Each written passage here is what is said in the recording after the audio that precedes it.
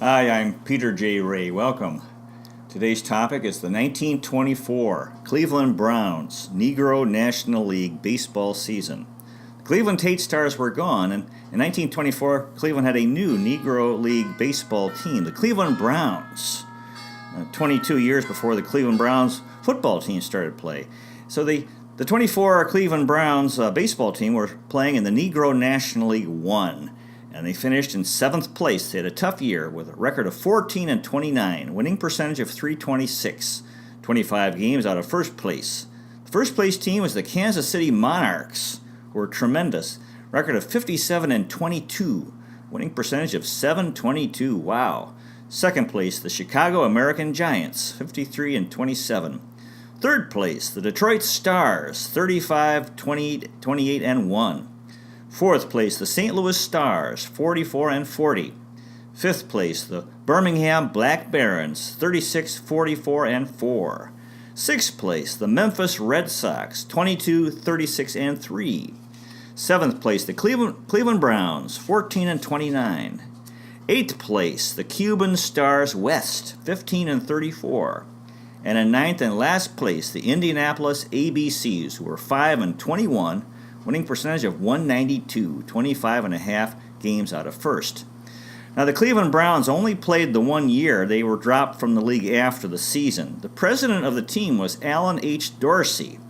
There was a 4-game series in July in Cleveland against the Kansas City Monarchs, who were called, quote, the greatest ball team in America. So there was big excitement in Cleveland to see the Kansas City Monarchs. Large crowds at Hooper Field, which was the new name of Tate Field, and they almost sold out those games. The Monarchs won 3 out of the 4 games.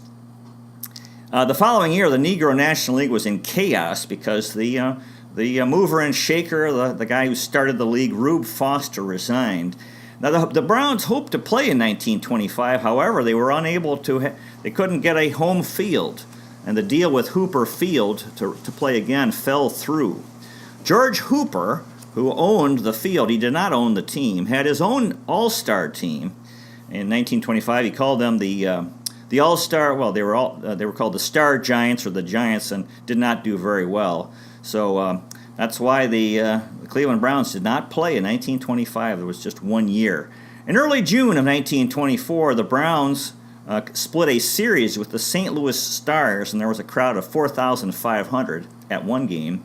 In late June, the Browns beat the Pittsburgh Keystones 3 games in 1 week, and the Keystones were a top team in the Negro National League and came into that series with a record of 12-1. The Cleveland Gazette newspaper had this to say about wrote about the series against the Kansas City Monarchs and scolded the fans for cheering for the Monarchs, of course, who were this tremendous team. There was a June game against the Memphis Red Sox in Cleveland. The people in the neighborhood thought that the Browns were doing well because however, it wasn't true. The fans were cheering for Memphis. The profits for the season were $23,000, so financially it was a good year. Now, Hooper Field it had been Tate Field where the Tate Stars played. George Hooper bought the field from George Tate and renamed it Hooper Field. It was at East 55th, Woodland, and Central Avenue in Cleveland. The manager for most of the 1924 season for the Cleveland Browns was Sol White, and his record as a manager was 11-20. White was from Bel Air, Ohio. He died in 1955 in New York, at age 87. And during his playing career, he was a second baseman, third base, first base, shortstop, and outfielder. He's also a coach and manager.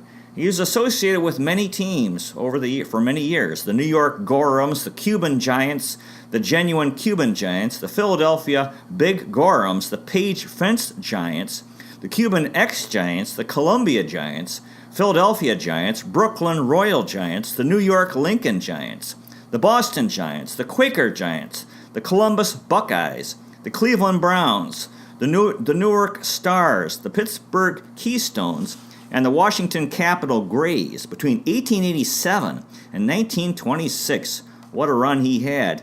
Now, he went to college at Wilberforce University in Wheeling, West Virginia. studied theology and played for their Green Stockings baseball team. In 1887, Saul White was playing in the Ohio State League, a white league. This is a minor league, and he hit .371 as a rookie.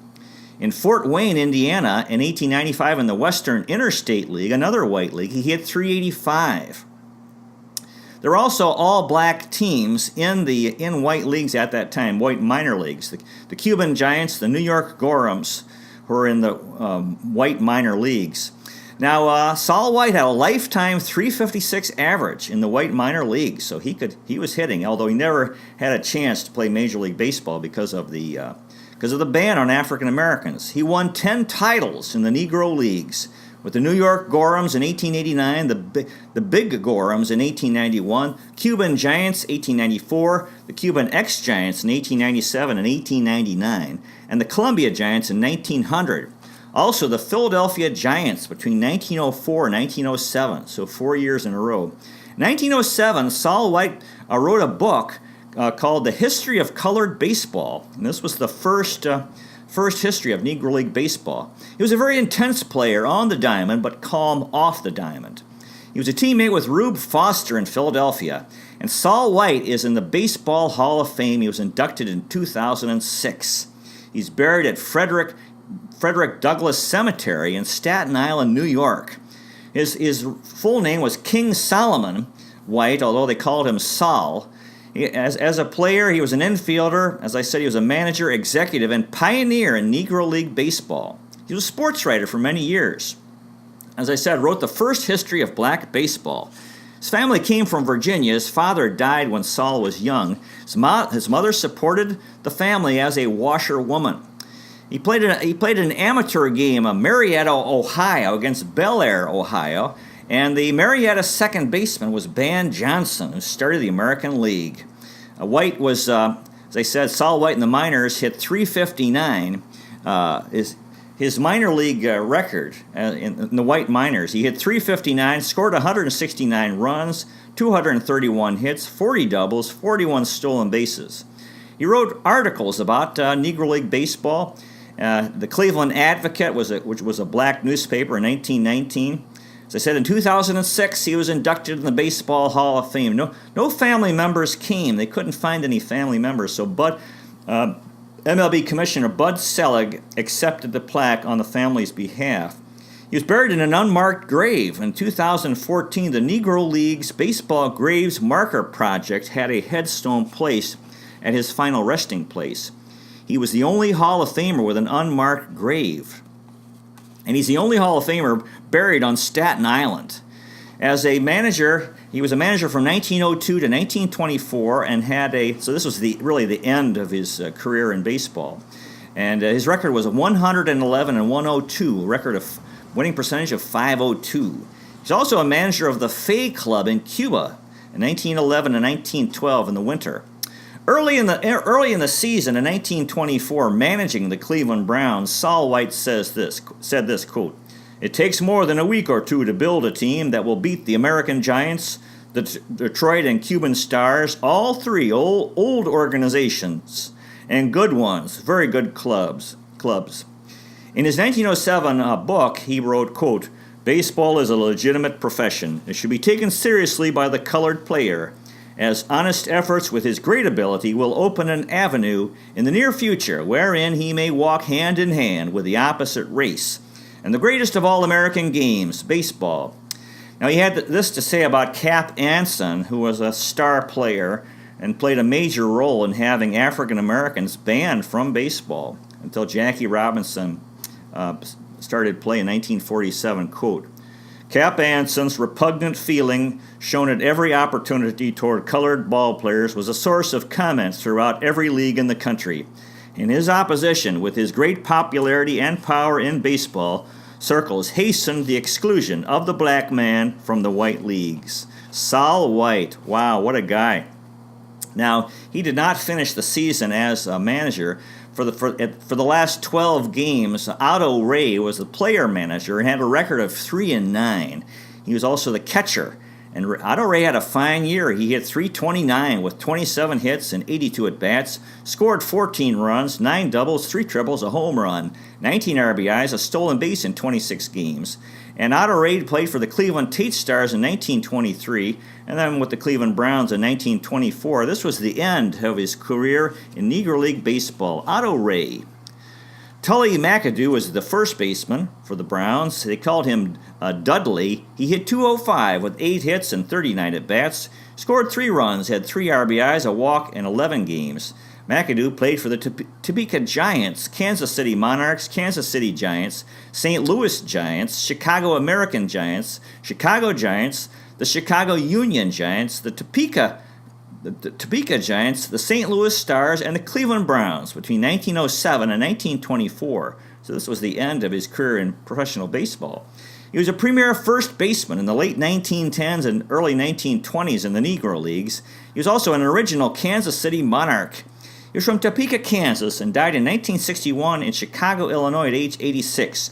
For his career, he batted .230 with 341 hits, 62 doubles, 16 triples, 7 home runs, 170 RBIs, 37 stolen bases in 420 games. Tully McAdoo. Boots McLean was the second baseman for the Cleveland Browns. He batted .202 with 19 hits in 94 at-bats. He scored 12 runs, had a double, a triple, 2 home runs, 11 RBIs, and a stolen base. He played for the Cleveland Tate Stars in 1922 and then the Cleveland Browns in 1924, and this was the end of his Negro League baseball career. Boots McLean. John Shackelford was the third baseman. Shackelford batted .257 with 19 hits and 74 at-bats. He scored 8 runs, had 2 doubles, a triple, 10 RBIs in 17 games. He was a second baseman. He also played third base, and he was a manager. Played or managed the Cleveland Browns, Harrisburg Giants, Chicago American Giants, Birmingham Black Barons. In the minor leagues, he played for the Cleveland Clippers he was a coach or manager of the Cleveland Clippers from 1924 to 1946. That was a minor league Negro League team. He was a skinny third baseman. Went to Wiley College. And he was manager of the Cleveland Clippers, this minor league Negro League team, and he was the president of the U.S. League, which was this minor league Negro League team. Shackelford was from Tennessee. He died in 1964 at age 58 in Guadalajara, Mexico, and is buried in the Panteon Colonios Cemetery in Zapopan, Jalisco, Mexico. John Shackelford. For his career, he hit .288 with 90 hits, 9 doubles, 4 triples, 5 home runs, 28 RBIs, 6 stolen bases in 80 games, and I believe these are incomplete statistics. John Shackelford. Carlisle Perry played shortstop. Perry batted .240 with 12 hits and 50 at-bats, scored 5 runs, had a home run, 6 RBIs, walked 6 times in 16 games. Perry played for the Cleveland Tate Stars in 1922 and the Cleveland Browns in 1924. Carlisle Perry. Vic Harris was the left fielder. Harris batted .229 with 22 hits and 96 at-bats. He scored 17 runs, had 3 doubles, 3 triples, 14 RBIs, a stolen base in 27 games. Harris was with the Cleveland Tate Stars in 1923 and the Cleveland Browns in 1924. His career in the Negro Leagues continued until 1950. Vic Harris. Willie Miles was the center fielder. Miles batted .306, 22 hits and 72 at-bats. He scored 9 runs, had 4 doubles, 2 triples, a home run, 8 RBIs, a stolen base in 18 games. And Miles was with the Cleveland Tate Stars in 1923, the Cleveland Browns in 1924, the Cleveland Elites in 1926, and the Cleveland Hornets in 1927. Willie Miles. Orville Singer played right field. Singer batted .248 with 25 hits and 101 at-bats, scored 14 runs, had 2 doubles, 2 triples, 12 RBIs in 24 games. Singer also did some pitching. He had no decisions and an ERA of 0.00, 1 game, 1 2/3 innings pitched, and 0 earned runs allowed. During his career, he played left field, center field, right field, and second base for the New York Giants, Cleveland Browns, Cleveland Tigers, Cleveland Cubs, Cleveland Stars, and the Homestead Grays between 1921 and 1932. He was one of the fastest men in baseball, a fair hitter. For the 1923 New York Giants, he played second base and batted fourth. In 1925, he hit .335 with the Lincoln Giants. Singer was from Cambridge, Ohio. He died in 1985 at age 86 in Dorset, Ohio. For his career, Singer batted .329 with 256 hits, 34 doubles, 14 triples, 11 home runs, 120 RBIs, 30 stolen bases, and 198 games. Orville Singer. Now, the bench players included Bill Francis, who played some third base. He batted .237, had 9 hits and 38 at-bats, scored 6 runs, had a triple, 3 RBIs, a stolen base in 11 games. Bill Francis, they also called him Billy Brody Ducky and the Little Corporal. During his career, he played third base, shortstop, and was also a manager. He played for the Philadelphia Giants, New York Lincoln Giants, the Mohawk Giants, Chicago American Giants, the Cuban Giants, the Hilldale Daisies and Atlantic City Bacharach Giants, the Cleveland Browns, the Wilmington Giants, and the Chicago Giants between 1904 and 1925. He was one of the best third basemen in the first 2 decades of the 20th century in the Negro Leagues. He was a chunky infielder, had good hands and wide range. He won championships with the Philadelphia Giants in 1906 and 1907, the New York Lincoln Giants in 1911, 1912, and 1913, and with Rube Foster's Chicago American Giants in 1914, 1915, 1917, 1918, and 1919. He would have been an MLB star if he was allowed to play in the major leagues. Got lots of walks and hits by the pitch. Between 1911 and 1913, he hit .344, .320, and .240. For Chicago, he hit .396 in 1914. Bill Francis was from Philadelphia, Pennsylvania. He died in Chicago, Illinois in 1942 at age 62. For his career, he batted .207 with 493 hits, 64 doubles, 17 triples, 8 home runs, 220 RBIs, and 63 stolen bases in 697 games. As a manager, his record was 49-51, or a winning percentage of .490. Bill Francis. Herman Gordon played some right field. Gordon batted .200 with 8 hits and 40 at-bats. He scored 4 runs, had a double, a triple, 5 RBIs, a stolen base in 18 games. Gordon's pitching record was 2-1 with an ERA of 3.19. 7 games, 3 starts, all complete games, a save, and 36 2/3 innings pitched. During his career, he was a pitcher, outfielder, second baseman, and third baseman for the Kansas City Monarchs, Birmingham Black Barons, St. Louis Stars, Toledo Tigers, and Cleveland Browns between 1920 and 1924. He was from Spotsylvania, Virginia, and died in Chester, Pennsylvania in 1979 at age 82. His pitching record for his career was 6-6 with an ERA of 4.35, 24 games, 12 starts, 7 complete games, 111 2/3 innings pitched, and 34 strikeouts. As a hitter for his career, he batted .246 with 31 hits, 3 doubles, 4 triples, 18 RBIs, 3 stolen bases in 53 games. Herman Gordon. William Joseph played some shortstop. Joseph batted .121 with 4 hits and 33 at-bats. He scored 5 runs, had a double, a home run, 2 RBIs, a stolen base in 10 games. Joseph played for the Indianapolis ABCs, the Cleveland Browns, Birmingham Black Barons between 1924 and 1925. He was a light-hitting shortstop with a career average of .162 with 27 hits and 167 at-bats, 4 doubles, 2 home runs, 10 RBIs, 2 stolen bases in 60 games. William Joseph. Wilson Reedus played some center field. They called him Frog. He batted .257 with 9 hits and 35 at-bats, scored 7 runs, had 2 doubles, 2 home runs, 5 RBIs in 9 games. During his career, he was a left fielder, right fielder, center fielder, manager, and coach for the Cleveland Browns, Indianapolis ABCs, St. Louis Stars, Kansas City Monarchs, Cleveland Stars, Cleveland Giants, Columbus Bluebirds, Cleveland Red Sox, Chicago American Giants. Between 1924 and 1940, Reedus was from Muskogee, Oklahoma. He died in Oklahoma City, Oklahoma in 1986 at age 81. He was a good contact hitter and a good bunter. Not so fast, but he hustled. He was a good base stealer. He won titles in 1930 and 1931 with the St. Louis Stars. And between 1925 and 1930, Wilson hit .384, .326, .344, .338, 321 and 281. He was an all-star in 1936 and 1937.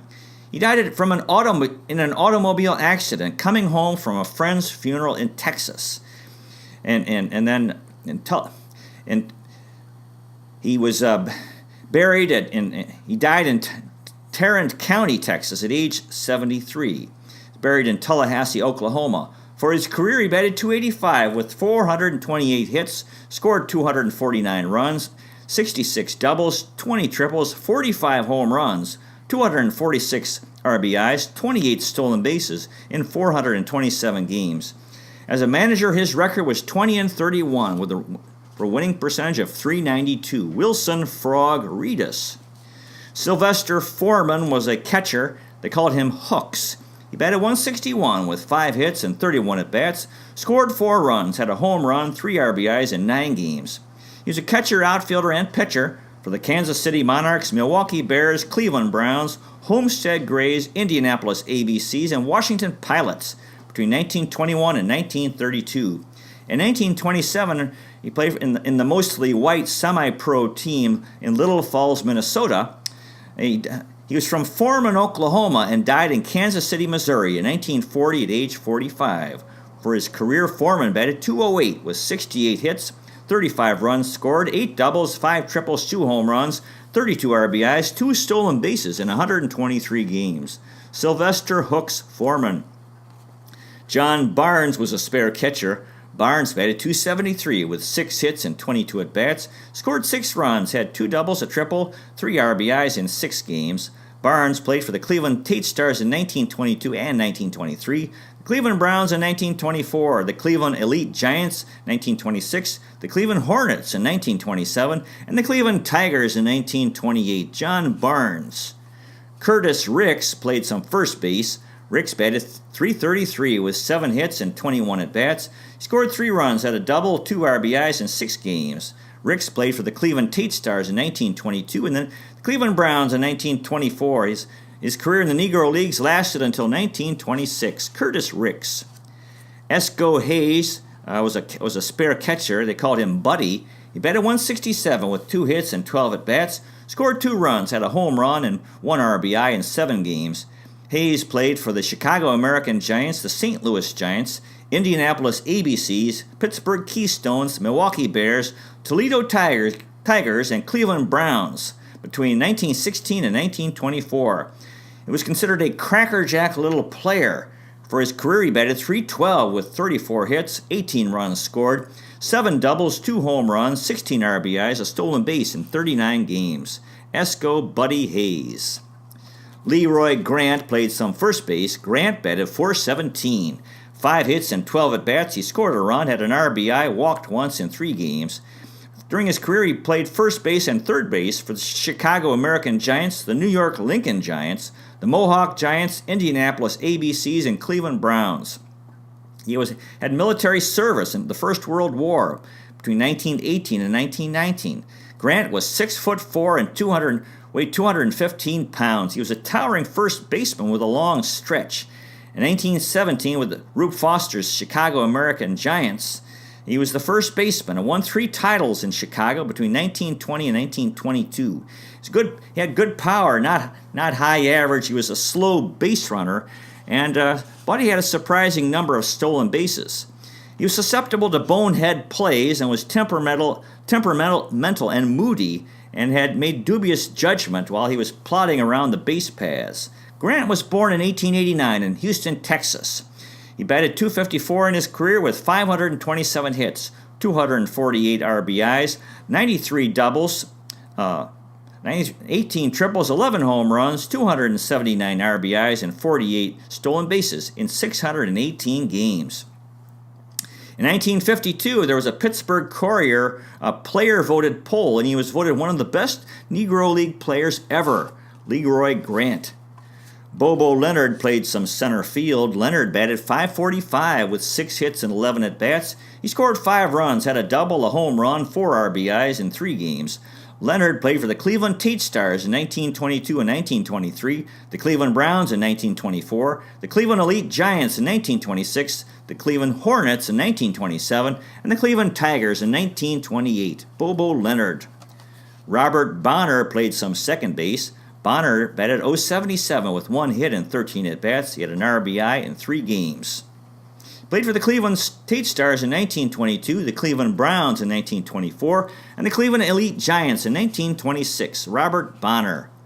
Harry Jeffries played some shortstop. Jeffries batted .333 with 3 hits and 9 at-bats. He scored a run, had a double, 2 RBIs. He had a walk in 3 games. Jeffries played for the Cleveland Tate Stars in 1923, the Cleveland Browns in 1924, and the Cleveland Tigers in 1928. Harry Jeffries.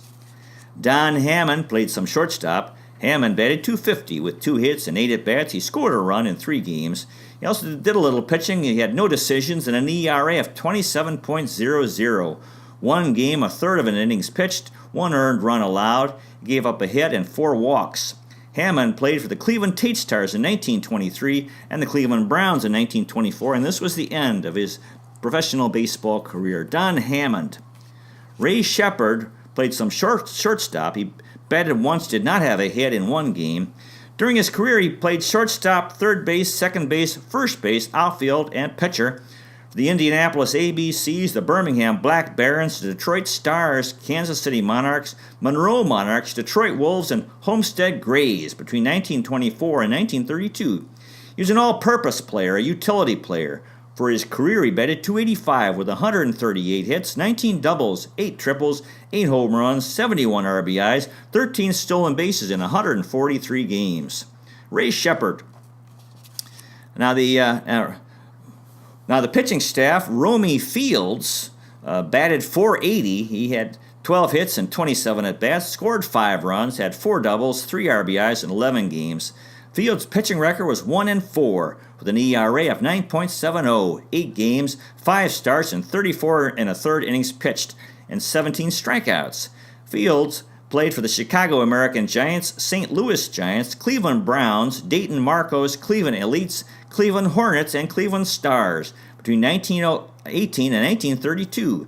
Pitching record was 3-4 with an ERA of 7.10. 12 games, 9 starts, 2 complete games, 64 2/3 innings pitched, and 26 strikeouts. For his career, he batted .432 with 16 hits and 37 at-bats, scored 7 runs, had 4 doubles, 4 RBIs, a stolen base in 16 games. Romy Fields. Another pitcher was Sensation Clark, who batted .278 with 5 hits and 18 at-bats. He scored a run, had a double, 2 RBIs in 5 games. Clark's pitching record was 1-2 with an ERA of 5.88. 3 games, 2 starts, both complete games, and 26 innings pitched and 14 strikeouts. Clark pitched for the Cleveland Tate Stars in 1922, the Cleveland Browns in 1924, and this was the end of his Negro League baseball career. As a pitcher, his record was 4-4 with an ERA of 6.00, 13 games, 7 starts, 4 complete games, and 72 innings pitched, and 52 strikeouts. As a hitter, he batted .263 for his career with 10 hits and 38 at-bats, scored 7 runs, had a double, 4 RBIs in 16 games. I believe those are incomplete statistics. Clark was from Americus, Georgia. He died in Pittsburgh, Pennsylvania in 1964 at age 62. Sensation Clark. Logan Hensley was another pitcher. Hensley batted .278 with 5 hits and 18 at-bats. He scored 2 runs, had a triple, 3 RBIs. He walked once in 6 games. Hensley's pitching record was 2-3 with an ERA of 4.14. 6 games, 4 starts, 3 complete games, and a shutout, and 45 2/3 innings pitched and 36 strikeouts. Hensley pitched for the Cleveland Tate Stars in 1923, the Cleveland Browns in 1924, and the Cleveland Giants in 1933. Logan Hensley. John Wesley Johnson was another pitcher. Johnson, they called him Smokey. He batted .333 with 5 hits and 15 at-bats. He had an RBI, walked once in 8 games. His pitching record was 1-4 with an ERA of 8.93. 8 games, 6 starts, 3 complete games, 40 and a third innings pitched, and 9 strikeouts. Johnson pitched for the Cleveland Teach Stars in 1922, the Cleveland Browns in 1924, Cleveland Elites in 1926, the Cleveland Hornets in 1927, and the Cleveland Tigers in 1928. John Smokey Johnson. Ruby Tyrese was another pitcher. They also called him Tyree. He batted 100, had 1 hit and 10 at-bats, scored 2 runs, walked 3 times in 6 games. Tyree's pitching record was 1-3 with an ERA of 5.40. 5 games, 4 starts, and 31 2/3 innings pitched. He had 13 strikeouts. Tyree played for the Tennessee Rats, the All Nations, Chicago American Giants, Chicago Union Giants, the Long Island Giants, the St. Louis Giants, and the Cleveland Browns between 1916 and 1924. He was short, and as a catcher, and he was short, and also with the short catcher George Dixon, they had what they called a pony battery for the Chicago American Giants. He also played for the Royal Poinciana Hotel team with Rube Foster in the Florida Winter League. He was from Liberty, Missouri, and died in Wadsworth, Kansas in 1965 at age 74. His pitching record was 2-7 for his career with an ERA of 3.97, 12 games, 10 starts, and a complete game, and 68 innings pitched and 29 strikeouts. His batting average for his career was .048, 1 hit and 21 at-bats, scored 2 runs, had 4 walks in 13 games. Tyrese is buried at the Fort Leavenworth National Cemetery in Fort Leavenworth, Kansas. Ruby Tyrese. Howard Ross was another pitcher. They also called him Harold Ross. He batted 7 times, did not have a hit, walked once in 5 games. Ross's pitching record was 1-1 with an ERA of 2.89. 4 games, 2 starts, a complete game, 18 2/3 innings pitched, and 4 strikeouts. Ross pitched for the Indianapolis ABCs, the Washington Potomacs, Chicago American Giants, Cleveland Browns, Cleveland Elites, Cleveland Hornets, and Cleveland Tigers between 1922 and 1928. He was from Ohio. He died in Lorain, Ohio in 1963 at age 60. They called him Lefty, also Zero Ball. For his career as a pitcher, he was 1-1. 7 games, 3 starts, a complete game, 29 2/3 innings pitched, and 6 strikeouts. As a hitter, he batted 13 times in his career, did not have a hit, 1 walk in 9 games. Howard Ross. Ted Hamilton was another pitcher. Hamilton batted 3 times, did not have a hit in 3 games. His pitching record was 0-2 with an ERA of 4.09. 3 games, 2 starts, a complete game, and 11 innings pitched. Also 6 strikeouts. Hamilton pitched for the Kansas City Monarchs, the Atlantic City Bacharach Giants, the Cleveland Browns, and St. Louis Stars between 1921 and 1924. His pitching record for his career was 2-6 with an ERA of 4.95. 13 games, 9 starts, 4 complete games, and 67 1/3 innings pitched, and 24 strikeouts. As a hitter, he batted .308 for his career with 8 hits and 26 at-bats, scored 3 runs, had 2 doubles and a triple, and 3 RBIs. Ted Hamilton. There was a guy named Stovall, no first name. The first name is unknown. He batted twice, did not have a hit in 1 game. His pitching record was he had no decisions and an ERA of 7.36, 1 game and 3 2/3 innings pitched. He was with the Cleveland Browns in 1924. A guy named Stovall. Harold Treadwell was another pitcher. He batted once, did not have a hit in 1 game. As a pitcher, his pitching record, he had no decisions and an ERA of 15.00. 1 game, 1 start, 3 innings pitched, and 1 strikeout. Treadwell pitched for the New York Lincoln Giants, the Brooklyn Royal Giants, Atlantic City Bacharach Giants, Harrisburg Giants, Chicago American Giants, Detroit Stars, Cleveland Browns, Indianapolis ABCs, and the Dayton Marcos. Between 1919 and 1928, he was an underhanded pitcher with good control. He had a good curve. He had fastball. Sometimes he'd throw sidearm.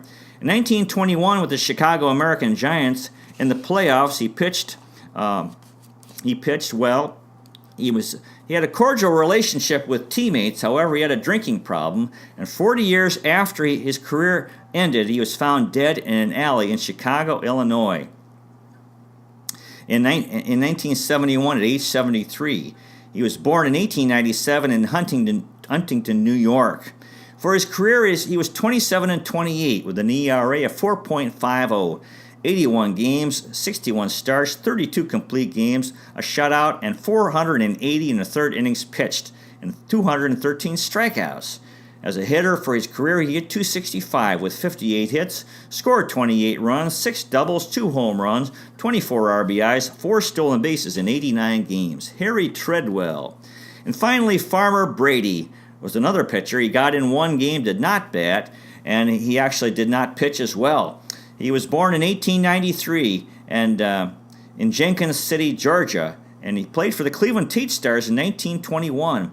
His career record was 3-3 with an ERA of 5.37, 13 games, 5 starts, a complete game, and 55 and a third innings pitched, and 21 strikeouts.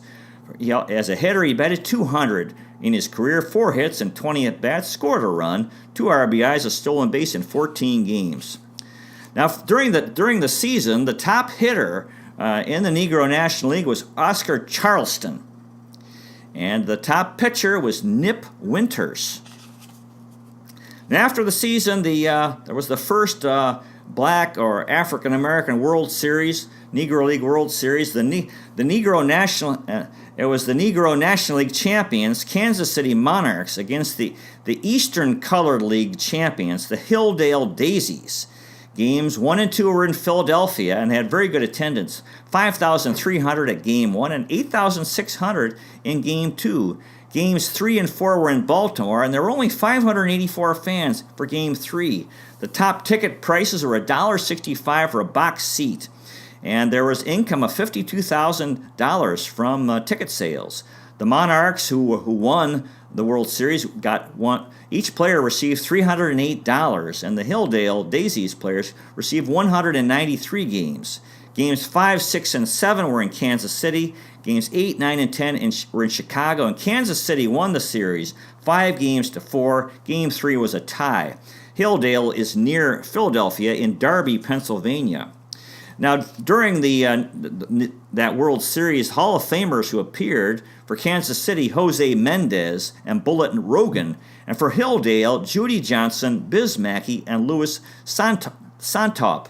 So that's the story of the 1924 Cleveland Browns, who played in the Negro National League.